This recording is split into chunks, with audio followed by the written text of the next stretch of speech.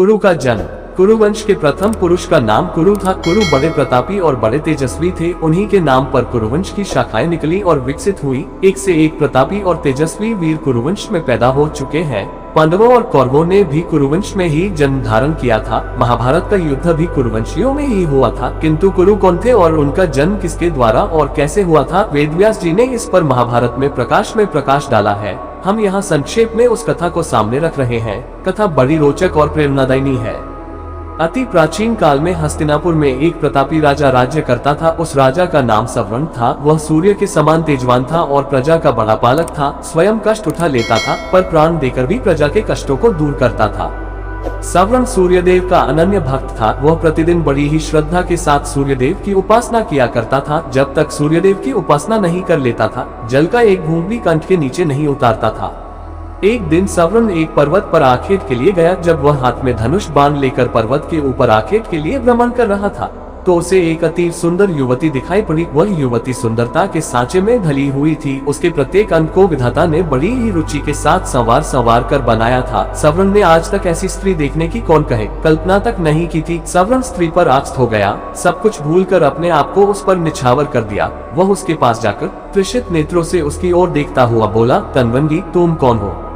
तुम देवी हो, गंधर्व हो या किन्नरी हो? तुम्हें देखकर मेरा चित्त चंचल हो उठा। तुम मेरे साथ गंधर्व विवाह करके सुखोपभोग करो। पर युवती ने सवर्ण की बातों का कुछ भी उत्तर नहीं दिया। वह कुछ क्षणों तक सवर्ण की ओर देखती रही, फिर अदृश्य हो गई। युवती के अदृश्य हो जाने पर सवर्ण अत्यधिक आकुल हो गया। वह धनुष बाण फेंककर उन्मत्तों की भांति विलाप करने लगा, सुंदरी, तुम कहाँ चली गई? जिस प्रकार सूर्य के बिना कमल मुरझा जाता है और जिस प्रकार पानी के बिना पौधा सूख जाता है, उसी प्रकार तुम्हारे बिना मैं जीवित नहीं रह सकता। तुम्हारे सौंदर्य ने मेरे मन को चुरा लिया है। तुम प्रकट होकर मुझे बताओ कि तुम कौन हो और मैं तुम्हें किस प्रकार पा सकता हूँ। युवती पुनः प्रकट हुई। वह सवर्ण की ओर देखती हुई बोली, राजन, मैं स्वयं आप पर मुग्ध हूँ, पर मैं अपने पिता की आज्ञा के वश में हूँ। मैं सूर्यदेव की छोटी पुत्री हूँ। मेरा नाम तप्ती है। जब तक मेरे पिता आज्ञा नहीं देंगे, मैं आपके साथ विवाह नहीं कर सकती। यदि आपको मुझे पाना है तो मेरे पिता को प्रसन्न कीजिए। युवती अपने कथन को समाप्त करती हुई पुनः अदृश्य हो गई। सवर्ण पुनः उन्मत्तों की भांति विलाप करने लगा। वह आकुलित होकर पृथ्वी पर गिर पड़ा और तप्ती तप्ती की पुकार से पर्वत को ध्वनित करने लगा। सवर्ण तप्ती को पुकारते पुकारते धरती पर गिर पड़ा और बेहोश हो गया। जब उसे होश आया तो पुनः तप्ती याद आई और याद आया उसका कथन, यदि मुझे पाना चाहते हैं तो मेरे पिता सूर्यदेव को प्रसन्न कीजिए। उनकी आज्ञा के बिना मैं आपसे विवाह नहीं कर सकती। सवर्ण की रगों में विद्युत की तरंग सी दौड़ उठी। वह मन ही मन सोचता रहा, वह तप्ती को पाने के लिए सूर्यदेव की आराधना करेगा। उन्हें प्रसन्न करने में सब कुछ भूल जाएगा। सवर्ण सूर्यदेव की आराधना करने लगा। धीरे धीरे सालों बीत गए। सवर्ण तप करता रहा। आखिर सूर्यदेव के मन में सवर्ण की परीक्षा लेने का विचार उत्पन्न हुआ। रात का समय था। चारों ओर सन्नाटा छाया हुआ था। सवर्ण आंखें बंद किए हुए ध्यानमग्न बैठा था। सहसा उसके कानों में किसी की आवाज पड़ी, सवर्ण, तू यहाँ तप में संलग्न है। तेरी राजधानी आग में जल रही है। सवर्ण फिर भी चुपचाप अपनी जगह पर बैठा रहा। उसके मन में रंचमात्र भी दुख पैदा नहीं हुआ। उसके कानों में पुनः दूसरी आवाज पड़ी, सवर्ण, तेरे कुटुंब के सभी लोग आग में जलकर मर गए। किंतु फिर भी वह हिमालय सा दृढ़ होकर अपनी जगह पर बैठा रहा। उसके कानों में पुनः तीसरी बार कंठ स्वर पड़ा, सवर्ण, तेरी प्रजा अकाल की आग में जलकर भस्म हो रही है। तेरे नाम को सुनकर लोग थू थू कर रहे हैं। फिर भी वह दृढ़तापूर्वक तप में लगा रहा। उसकी दृढ़ता पर सूर्यदेव प्रसन्न हो उठे और उन्होंने प्रकट होकर कहा, सवर्ण, मैं तुम्हारी दृढ़ता पर मुग्ध हूँ। बोलो, तुम्हें क्या चाहिए? सवर्ण सूर्यदेव को प्रणाम करता हुआ बोला, देव, मुझे आपकी पुत्री तप्ती को छोड़कर और कुछ नहीं चाहिए। कृपा करके मुझे तप्ती को देकर मेरे जीवन को कृतार्थ कीजिए। सूर्यदेव ने प्रसन्नता की मुद्रा में उत्तर दिया, सवर्ण, मैं सब कुछ जानता हूँ। तप्ती भी तुमसे प्रेम करती है। तप्ती तुम्हारी है।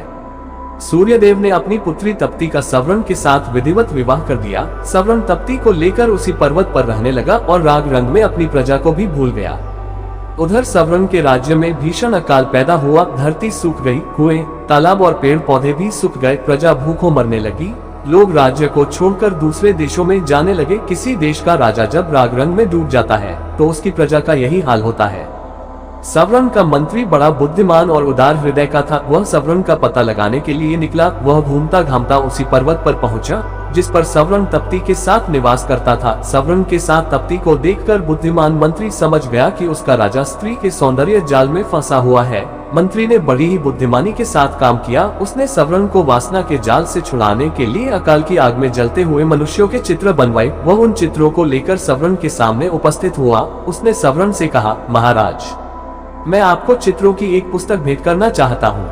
मंत्री ने चित्रों की वह पुस्तक सवर्ण की ओर बढ़ा दी। सवर्ण पुस्तक के पन्ने उलट पलट कर देखने लगा। किसी पन्ने में मनुष्य पेड़ों की पत्तियां खा रहे थे, किसी पन्ने में माताएं अपने बच्चों को कुएं में फेंक रही थी, किसी पन्ने में भूखे मनुष्य जानवरों को कच्चा मांस खा रहे थे और किसी पन्ने में प्यासे मनुष्य हाथों में कीचड़ लेकर चाट रहे थे। सवर्ण चित्रों को देखकर गंभीरता के साथ बोला, ये किस राजा के राज्य की प्रजा का दृश्य है?